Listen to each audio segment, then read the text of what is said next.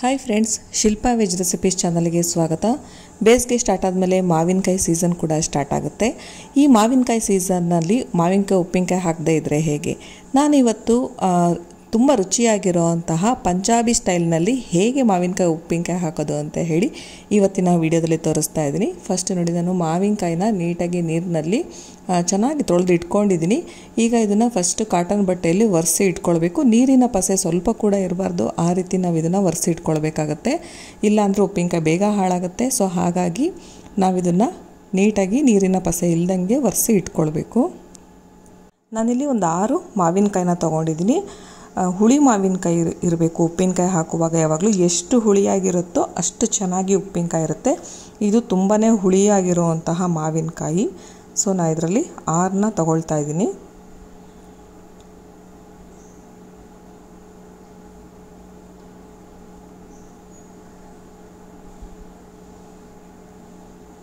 Next cotton ಬಟ್ಟೆಯಲ್ಲಿ ಒರೆಸಿಟ್ಟಾದಮೇಲೆ ನಾನು ಹಾಗೆ ಒಂದು 10 ನಿಮಿಷ ಇದನ್ನು ಹಾಗೆ ಇಡ್ತಾ ಇದ್ದೀನಿ.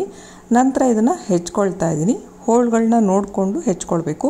ನಿಮಗೆ ಸಣ್ಣದಾಗಿ ಬೇಕನ್ನೋದಾದರೆ ಸಣ್ಣದಾಗಿ ಕೂಡ ಹೆಚ್ಕೊಳ್ಬೋದು, ಅಥವಾ ಮೀಡಿಯಮ್ ಸೈಜಲ್ಲಿ ಹೆಚ್ಚು ಕೂಡ ಇಟ್ಕೊಳ್ಬೋದು. ನಾನಿಲ್ಲಿ ಮೀಡಿಯಮ್ ಸೈಜಲ್ಲಿ ಕಟ್ ಮಾಡ್ಕೊಳ್ತಾ ಇದ್ದೀನಿ. ನಾನು ಆಲ್ರೆಡಿ ಮಾವಿನಕಾಯಿ ಉಪ್ಪಿನಕಾಯಿ ಮಾಡೋದು ಹೇಗೆ ಅಂತ ಹೇಳಿ 2 ಮೆಥಡಲ್ಲಿ ಲಾಸ್ಟ್ ಇಯರೇ ತೋರಿಸಿದ್ದೆ. ಬಟ್ ಅದು ಕರ್ನಾಟಕ ಸ್ಟೈಲ್ ಆಗಿತ್ತು. ಇದು ಪಂಜಾಬಿ ಸ್ಟೈಲ್. ಆಂಧ್ರ ಸ್ಟೈಲು ನಿಮಗೆ ಸಿಗುತ್ತೆ, ಬಟ್ ಪಂಜಾಬಿ ಸ್ಟೈಲ್ನಲ್ಲಿ ಇದು ಒಂಥರ ರುಚಿಯಾಗಿ ಇರುತ್ತೆ. ಸ್ವಲ್ಪ ಕೆಲವು ಐಟಮ್ಸ್ಗಳನ್ನು ಇದಕ್ಕೆ ಆ್ಯಡ್ ಮಾಡಬೇಕು, ಆವಾಗ ಅದ್ರ ಫ್ಲೇವರ್ ಕೂಡ ಚೆನ್ನಾಗಿರುತ್ತೆ ಉಪ್ಪಿನಕಾಯಿದು. ಯಾವಾಗಲೂ ಒಂದೇ ರೀತಿ ಉಪ್ಪಿನಕಾಯಿ ಮಾಡ್ಕೊಳ್ಳೋದಕ್ಕಿಂತ ಈ ರೀತಿ ಡಿಫ್ರೆಂಟಾಗಿ ಮಾಡಿ ಇಟ್ಕೊಂಡ್ರೆ ನಿಮಗೆ ಟೇಸ್ಟ್ ಕೂಡ ಡಿಫ್ರೆಂಟಾಗಿರುತ್ತೆ. ಈಗ ನಾನು ಮೀಡಿಯಮ್ ಸೈಜ್ನಲ್ಲಿ ಹೋಳುಗಳನ್ನ ಕಟ್ ಮಾಡ್ಕೊಳ್ತಾ ಇದ್ದೀನಿ. ಇನ್ನು ಕೆಲವರು ಉಪ್ಪಿನಕಾಯಿ ಹಾಕಿದಾಗ ಹಾಳಾಗಿಬಿಡುತ್ತೆ ಬೇಗ ಅಂತ ಹೇಳ್ತಾರೆ. ನಮ್ಮ ಕೈಯಲ್ಲಿ ಉಪ್ಪಿನಕಾಯಿ ತಡ್ತಾ ಬರಲ್ಲ ಅಂತ ಕೂಡ ಹೇಳ್ತಾರೆ. ಅಂಥವ್ರು ಕೂಡ ಈ ಥರ ಮಾಡಿದ್ರೆ, ಈ ಮೆಥಡ್ನ ಮಾಡಿದ್ರೆ ಉಪ್ಪಿನಕಾಯಿನ ತುಂಬ ದಿವಸಗಳ ಕಾಲ ಅವರು ಕೂಡ ಹಾಕ್ಕೊಳ್ಬೋದು. ಈ ಉಪ್ಪಿನಕಾಯಿ ಸುಮಾರು 1 ವರ್ಷ ತನಕ ಹಾಳಾಗದೆ ಇಟ್ಕೊಳ್ಬೋದು. ಈಗ ಹೋಳುಗಳೆಲ್ಲ ಹೆಚ್ಚಾಗಿದೆ. ಈಗ ಇದನ್ನು ಬಿಸಿಲಲ್ಲಿ ಒಂದು 4 ರಿಂದ 5 ಗಂಟೆಗಳ ಕಾಲ ಒಣಗಿಸ್ಬೇಕು. ನೀರಿನ ಪಸೆ ಎಲ್ಲ ಹೋಗಬೇಕು, ಅಲ್ಲಿವರೆಗೆ ಒಣಗಿಸ್ಬೇಕು. ಮತ್ತು ಮಾವಿನಕಾಯಿ ಕೂಡ ಅಷ್ಟೇ ಸ್ವಲ್ಪ ಮುದುಡುತ್ತೆ, ಅಲ್ಲಿವರೆಗೆ ಇದನ್ನು ಒಣಗಿಸ್ಬೇಕಾಗತ್ತೆ. ಈ ರೀತಿ ನೀರಿನ ಪಸೆ ಎಲ್ಲ ಹೋಗಿರುತ್ತೆ. ಸೊ ಹಾಗಾಗಿ ಯಾರೇ ಹಾಕಿದ್ರೂ ಕೂಡ ಉಪ್ಪಿನಕಾಯಿ ಹಾಳಾಗೋದಿಲ್ಲ ಬೇಗ. ನೆಕ್ಸ್ಟ್ ಇದ್ರ ಜೊತೆಗೆ ಇದ್ರ ಮಸಾಲೆಗಳು ಏನೇನು ಹಾಕಬೇಕೋ ಅದನ್ನು ಕೂಡ ಒಣಗ್ಸೋಕ್ಕೆ ಇಟ್ಕೊಂಡಿದ್ದೀನಿ. ಫಸ್ಟ್ ನೋಡ್ತಾ ಇರ್ಬೋದು, ನಾನು ಇಲ್ಲಿ ಒಣಮೆಣಸಿನ್ಕಾಯಿ ಇಟ್ಕೊಂಡಿದ್ದೀನಿ. ನೆಕ್ಸ್ಟ್ ಇಲ್ಲಿ ಖಾರಕ್ಕೆ ಕಡ್ಡಿ ಖಾರದ ಮೆಣಸಿನ್ಕಾಯಿ ಯೂಸ್ ಮಾಡ್ತಾ ಇದ್ದೀನಿ. ನೆಕ್ಸ್ಟ್ ಬ್ಯಾಡಗಿ ಮೆಣಸಿನ್ಕಾಯಿ, ಉಪ್ಪು ತೊಗೊಂಡಿದ್ದೀನಿ. ನೆಕ್ಸ್ಟು ಜೀರಿಗೆ ಕೂಡ ತೊಗೊಂಡಿದ್ದೀನಿ. ನೆಕ್ಸ್ಟ್ ಇಲ್ಲಿ ಮೆಂತೆ ತೊಗೊಂಡಿದ್ದೀನಿ, ಮತ್ತು ಸೋಂಪನ್ನ ತೊಗೊಂಡಿದ್ದೀನಿ. ಸಾಸಿವೆ 2 ಟೈಪು, ಸಣ್ಣ ಸಾಸಿವೆ ಮತ್ತು ದಪ್ಪ ಸಾಸಿವೆ ಬರುತ್ತಲ್ಲ ಅದನ್ನು ಕೂಡ ತೊಗೊಂಡಿದ್ದೀನಿ. ನೆಕ್ಸ್ಟು ಕಲೋಂಜಿ ಅಂತಾರೆ, ಕರಿ ಜೀರಿಗೆ, ಅದು ತೊಗೊಂಡಿದ್ದೀನಿ. ಅರಿಶಿಣ ತೊಗೊಂಡಿದ್ದೀನಿ. ಇದಿಷ್ಟು ಮಸಾಲೆಗೆ ಬೇಕಾಗುತ್ತೆ. ಇದಿಷ್ಟನ್ನು ಕೂಡ ಅಷ್ಟೇ ಬಿಸಿಲಲ್ಲಿ ಒಣಗಿಸಿ ಇಟ್ಕೊಳ್ತಾ ಇದ್ದೀನಿ. ಈಗ 4 to 5 hours ಆಯಿತು ನಾನು ಬಿಸಿಲಲ್ಲಿ ಒಣಗಕ್ಕೆ ಹಾಕಿ. ಈಗ ಇದನ್ನೆಲ್ಲ ಒಂದು ತಟ್ಟೆಗೆ ತೆಗೆದಿಟ್ಕೊಳ್ತಾ ಇದ್ದೀನಿ. ನಾವು ಬೆಳಗ್ಗೆ ಹಾಕಿದ್ರೆ ಸಂಜೆ ತನಕ ಬೇಕಿದ್ರೆ ಒಣಗಿಸ್ಬಿಟ್ಟು ಆಮೇಲೆ ಕೂಡ ಉಪ್ಪಿನಕಾಯಿ ಹಾಕ್ಬೋದು. ಒಟ್ಟು ಚೆನ್ನಾಗಿ ಬಿಸಿಲಿರಬೇಕು, ಚೆನ್ನಾಗಿ ಒಣಗಿರಬೇಕು, ಆವಾಗ ಉಪ್ಪಿನಕಾಯಿ ಚೆನ್ನಾಗಾಗುತ್ತೆ, ಹಾಳಾಗಲ್ಲ. ನೆಕ್ಸ್ಟು ಮಿಕ್ಸಿ ಜಾರ್ಗೆ ಕಲ್ಲುಪ್ಪನ್ನ ಹಾಕ್ಕೊಳ್ತಾ ಇದ್ದೀನಿ. ಮಿಕ್ಸಿ ಜಾರ್ ಕೂಡ ಅಷ್ಟೇ ನೀರಿನ ಪಸೆ ಇಲ್ಲದೆ ಒಣಗಿಸಿ ಇಟ್ಕೊಳ್ಬೇಕು. ನಾನು ಬಿಸಿಲಲ್ಲಿ ಇಟ್ಕೊಂಡಿದ್ದೆ, ಚೆನ್ನಾಗಿ ಒಣಗಿದೆ ಮಿಕ್ಸಿ ಜಾರ್ ಕೂಡ. ಈಗ ಕಲ್ಲುಪ್ಪನ್ನ ಹಾಕ್ಕೊಳ್ತಾ ಇದ್ದೀನಿ. ಒಂದು 6 ಸ್ಪೂನ್ನಷ್ಟು ಹಾಕ್ಕೊಳ್ತಾ ಇದ್ದೀನಿ. ಇದನ್ನು ಪುಡಿ ಮಾಡಿ ಒಂದು ಬೌಲಿಗೆ ಹಾಕಿ ಇಟ್ಕೊಳ್ತಾ ಇದ್ದೀನಿ. ನಾವಿಲ್ಲಿ ಪುಡಿ ಉಪ್ಪನ್ನ ಬಳಸೋದಕ್ಕಿಂತ ಕಲ್ಲುಪ್ಪನ್ನ ಈ ರೀತಿ ಪುಡಿ ಮಾಡ್ಕೊಳ್ಳೋದು ಒಳ್ಳೆಯದು. ಬಿಸಿಲಿಗೆ ಹಾಕಿ ಒಣಗಿಸ್ಕೊಂಡು ಇದನ್ನು ಪುಡಿ ಮಾಡ್ಕೊಳ್ಬೇಕು. ಈಗ ಉಪ್ಪು ರೆಡಿಯಾಗಿದೆ. ನೆಕ್ಸ್ಟು ಮಸಾಲೆನ ಸ್ವಲ್ಪ ಬೆಚ್ಚಗೆ ಹುರ್ಕೊಳ್ಬೇಕಾಗತ್ತೆ. ಇದಕ್ಕೆ ನಾನು ಫಸ್ಟು ದಪ್ಪ ಸಾಸಿವೆನ ತೊಗೊಂಡಿದ್ದೀನಿ. ಒಂದು 2.5 ಸ್ಪೂನ್ನಷ್ಟು ದಪ್ಪ ಸಾಸಿವೆ ಇದೆ. ನೆಕ್ಸ್ಟು ಸಣ್ಣ ಸಾಸಿವೆ ಇರುತ್ತಲ್ಲ ಅದು ಕೂಡ ಅಷ್ಟೇ 2.5 ಸ್ಪೂನ್ನಷ್ಟು ಹಾಕ್ಕೊಳ್ತಾ ಇದ್ದೀನಿ. ನೆಕ್ಸ್ಟು ಮೆಂತ್ಯನ 1 ಸ್ಪೂನ್ನಷ್ಟು ಹಾಕ್ಕೊಳ್ತಾ ಇದ್ದೀನಿ. ಜೀರಿಗೆ 2 ಸ್ಪೂನ್ನಷ್ಟು ಹಾಕ್ಕೊಳ್ತಾ ಇದ್ದೀನಿ. ನೆಕ್ಸ್ಟು ಸೋಂಪನ್ನ ಕೂಡ ಅಷ್ಟೇ 2 ಸ್ಪೂನ್ನಷ್ಟು ಹಾಕ್ಕೊಳ್ತಾ ಇದ್ದೀನಿ. ನೆಕ್ಸ್ಟ್ ಇದನ್ನು ಉಗುರು ಬೆಚ್ಚಗೆ ಹುರ್ಕೊಳ್ಬೇಕು, ಜಾಸ್ತಿ ಎಲ್ಲ ಹುರಿಬಾರ್ದು. ಮುಟ್ಟಿದ್ರೆ ಬಿಸಿ ಆಗಬೇಕಷ್ಟೇ, ಬಿಸಿ ಆಗಬೇಕಷ್ಟೇ. ನಾನಿಲ್ಲಿ ದಪ್ಪ ಸಾಸಿವೆ ತೊಗೊಂಡಿದ್ದೀನಿ, ಯಾಕಂದರೆ ಅದು ಸ್ವಲ್ಪ ಮೈಲ್ಡಾಗಿರೋವಂತಹ ಫ್ಲೇವರ್ ಕೊಡುತ್ತೆ. ಸಣ್ಣ ಸಾಸಿವೆ ಏನಿದೆ ಅದು ಸ್ವಲ್ಪ ಸ್ಟ್ರಾಂಗ್ ಫ್ಲೇವರ್ ಇರುತ್ತೆ.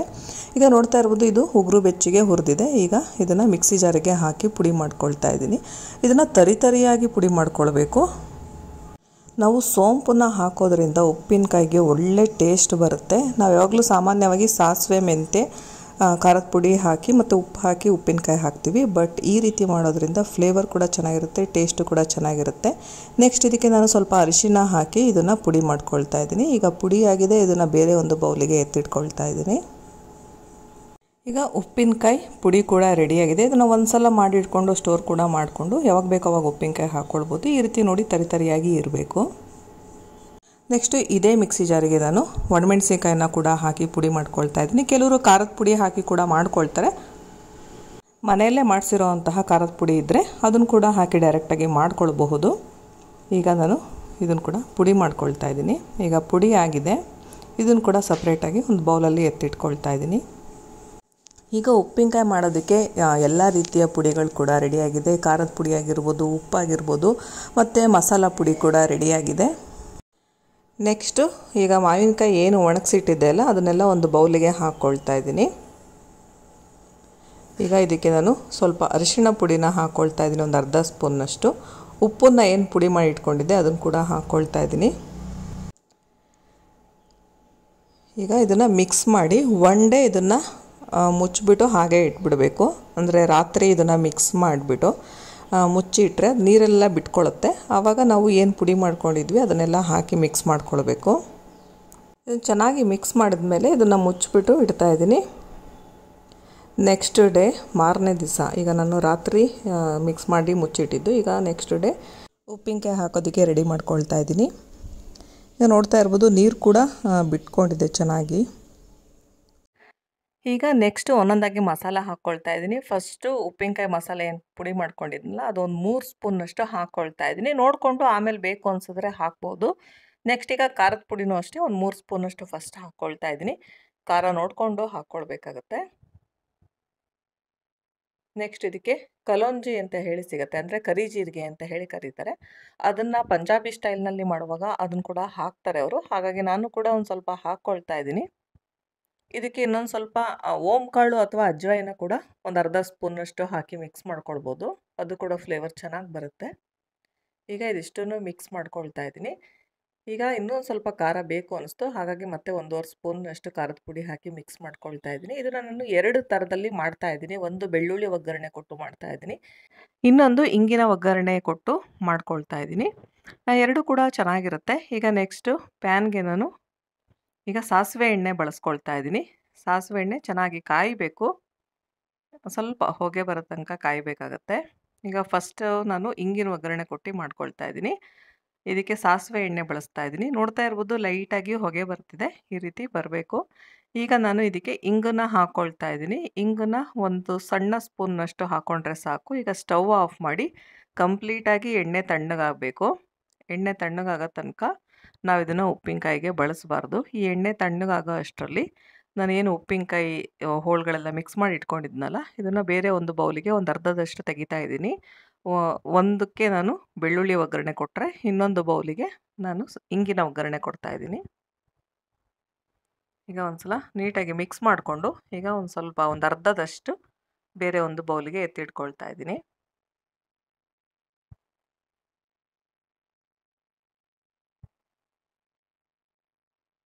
ಬೆಳ್ಳುಳ್ಳಿ ತಿನ್ನಲ್ಲ ಅನ್ನೋರು ಈ ರೀತಿ ಇಂಗಿನ ಒಗ್ಗರಣೆ ಕೊಟ್ಕೊಂಡು ಮಾಡ್ಕೊಳ್ಬೋದು. ಈಗ ಎಣ್ಣೆ ಕಂಪ್ಲೀಟಾಗಿ ತಣ್ಣಗಾಗಿದೆ. ಈಗ ನಾನು ಈ ಉಪ್ಪಿನಕಾಯಿ ಹೋಳುಗಳಿಗೆ ಹಾಕ್ಕೊಳ್ತಾ ಇದ್ದೀನಿ. ನಾವಿಲ್ಲಿ ಸಾಸಿವೆ ಎಣ್ಣೆ ಬಳಸಿದ್ದೀವಿ. ಇನ್ ಕೇಸ್ ಸಾಸಿವೆ ಎಣ್ಣೆ ನಿಮಗೇನಾದರೂ ಇಷ್ಟ ಇಲ್ಲ ಅನ್ನೋದಾದರೆ ಶೇಂಗಾ ಎಣ್ಣೆನೇ ನೀವು ಬಿಸಿ ಮಾಡಿ ತಣ್ಣಗಾದ್ಮೇಲೆ ಹಾಕ್ಕೊಳ್ಬೋದು. ಈಗ ಎಣ್ಣೆ ಹಾಕಿದ್ಮೇಲೆ ಒಂದು ಸಲ ಮಿಕ್ಸ್ ಮಾಡ್ಕೊಳ್ಬೇಕು. ಇದನ್ನು ನೀವು ಯಾವುದಾದ್ರೂ ಒಂದು ಗಾಜಿನ ಒಂದು ಬಾಟಲಿಗೆ ಹಾಕಿ ತೆಗೆದಿಟ್ಕೊಳ್ಬೋದು, ಅಥವಾ ಯಾವ್ದಾರ ಪ್ಲಾಸ್ಟಿಕ್ ಬಾಟಲಲ್ಲಿ ಹಾಕಿ ತೆಗೆದಿಟ್ಕೊಂಡ್ರೆ ಸುಮಾರು 1 ವರ್ಷ ತನಕ ಹಾಳಾಗ್ದಂಗೆ ಉಪ್ಪಿನಕಾಯಿನ ರುಚಿಯಾಗಿ ತಿನ್ಕೊಂಡು ಇರ್ಬೋದು. ಈಗ ಒಂದು ರೀತಿ ಉಪ್ಪಿನಕಾಯಿ ರೆಡಿಯಾಗಿದೆ. ನೆಕ್ಸ್ಟ್ ಈಗ ಬೆಳ್ಳುಳ್ಳಿ ಒಗ್ಗರಣೆ ಹಾಕಿ ಮಾಡುವಂತಹ ಉಪ್ಪಿನಕಾಯಿಗೆ ನಾನಿಲ್ಲಿ ಮಾಮೂಲಿ ಶೇಂಗಾ ಎಣ್ಣೆ ಬರುತ್ತಲ್ಲ ಅದನ್ನು ಹಾಕ್ಕೊಳ್ತಾ ಇದ್ದೀನಿ. ಅದನ್ನು ಕೂಡ ಅಷ್ಟೇ 1/4 ಲೀಟ್ರು ಹಾಕಿದ್ದೀನಿ. ಈಗ ಬೆಳ್ಳುಳ್ಳಿನ ತೊಗೊಂಡಿದ್ದೀನಿ, ಇದನ್ನು ಜಜ್ಜಿಬಿಟ್ಟು ಇಟ್ಕೊಂಡಿದ್ದೀನಿ. ಬೆಳ್ಳುಳ್ಳಿ ಜಜ್ಜಿ ಹಾಕಿದ್ರೆ ಅದ್ರ ಫ್ಲೇವರು ಚೆನ್ನಾಗಿ ಬರುತ್ತೆ. ಈಗ ಎಣ್ಣೆ ಕಾದ್ಮೇಲೆ ನಾನು ಈ ಬೆಳ್ಳುಳ್ಳಿ ಏನು ಜಜ್ಜಿಟ್ಕೊಂಡಿದ್ದೆ ಅದನ್ನು ಹಾಕಿ ಫ್ರೈ ಮಾಡ್ಕೊಳ್ತಾ ಇದ್ದೀನಿ. ಲೋ ಫ್ಲೇಮ್ನಲ್ಲೇ ಇಟ್ಕೊಂಡು ಫ್ರೈ ಮಾಡಬೇಕು. ಬೆಳ್ಳುಳ್ಳಿ ಕಲರು ಸ್ವಲ್ಪ ಕೆಂಪಾಗಬೇಕು. ಅಲ್ಲಿವರೆಗೆ ಫ್ರೈ ಮಾಡಿಕೊಂಡು ಕೊನೆಯಲ್ಲಿ ನಾನು ಸ್ವಲ್ಪ ಇಂಗನ್ನು ಕೂಡ ಹಾಕ್ಕೊಳ್ತಾ ಇದ್ದೀನಿ. ಇಲ್ಲಿ ಇಂಗು ಆಪ್ಷನಲ್, ಬೇಕು ಅಂದರೆ ಇಂಗು ಹಾಕ್ಕೊಳ್ಬೋದು, ಇಲ್ಲ ಅಂದರೆ ಬರೀ ಬೆಳ್ಳುಳ್ಳಿ ಒಗ್ಗರಣೆ ಮಾತ್ರ ಹಾಕಿ ಮಾಡ್ಕೊಳ್ಬೋದು. ನಾನಿಲ್ಲಿ ಮಿಕ್ಸ್ ಮಾಡಿ ಮಾಡ್ತಾ ಇದ್ದೀನಿ. ಇಂಗನ್ನು ಹಾಕಿದ ತಕ್ಷಣ ನಾನಿಲ್ಲಿ ಸ್ಟವ್ ಆಫ್ ಮಾಡ್ಕೊಂಡಿದ್ದೀನಿ. ಬೆಳ್ಳುಳ್ಳಿ ಕಲರು ನೋಡ್ತಾ ಇರ್ಬೋದು, ಚೆನ್ನಾಗಿ ಕಲರ್ ಬಂದಿದೆ. ನಾವಿಲ್ಲಿ ಎಣ್ಣೆ ತಣ್ಣಗಾಗೋ ತನಕ ಬಿಡಬೇಕಾಗತ್ತೆ. ಎಣ್ಣೆ ಕಂಪ್ಲೀಟಾಗಿ ತಣ್ಣಗಾದ್ಮೇಲೆ ಈ ಉಪ್ಪಿನಕಾಯಿ ಹೋಳುಗಳಿಗೆ ಹಾಕ್ಕೊಳ್ತಾ ಇದ್ದೀನಿ. ಕಂಪ್ಲೀಟಾಗಿ ತಣ್ಣಗಾಗಲೇಬೇಕು, ಬೆಚ್ಚಗೆ ಕೂಡ ಇರಬಾರ್ದು, ಕಂಪ್ಲೀಟ್ ತಣ್ಣಗಾದ್ಮೇಲೆ ಹಾಕಬೇಕಾಗತ್ತೆ. ಈಗ ನಾನು ಈ ಹೋಳುಗಳಿಗೆ ಹಾಕಿ ಮಿಕ್ಸ್ ಮಾಡ್ಕೊಳ್ತಾ ಇದ್ದೀನಿ. ನೋಡಿದ್ರಲ್ಲ ಎಷ್ಟು ರುಚಿಯಾಗಿ 2 ರೀತಿಯಲ್ಲಿ 1 ವರ್ಷ ಇಟ್ಟರೂ ಹಾಳಾಗ್ದಲೇ ಇರೋವಂತಹ ಉಪ್ಪಿನಕಾಯಿನ ಮನೆಯಲ್ಲೇ ಸುಲಭವಾಗಿ ಯಾರು ಬೇಕಿದ್ರೂ ರೆಡಿ ಮಾಡ್ಬೋದು. ಇದು ಕಂಪ್ಲೀಟಾಗಿ ಮಿಕ್ಸ್ ಆದಮೇಲೆ ನಾನಿಲ್ಲಿ ಗ್ಲಾಸ್ ಜಾರಿಗೆ ಹಾಕ್ಕೊಳ್ತಾ ಇದ್ದೀನಿ. ಪಿಂಗಾಣಿ ಜಾರ್ ಆದರೂ ಹಾಕ್ಕೊಳ್ಬೋದು ಅಥವಾ ಪ್ಲಾಸ್ಟಿಕ್ ಜಾರಲ್ಲಾದರೂ ಹಾಕ್ಕೊಳ್ಬೋದು. ನಿಮಗೆಲ್ಲ ಈ ವಿಡಿಯೋ ಇಷ್ಟ ಆಯಿತು ಅನ್ನೋದಾದರೆ ಲೈಕ್ ಮಾಡಿ, ಶೇರ್ ಮಾಡಿ ಹಾಗೂ ಸಬ್ಸ್ಕ್ರೈಬ್ ಮಾಡಿ. Thank you friends.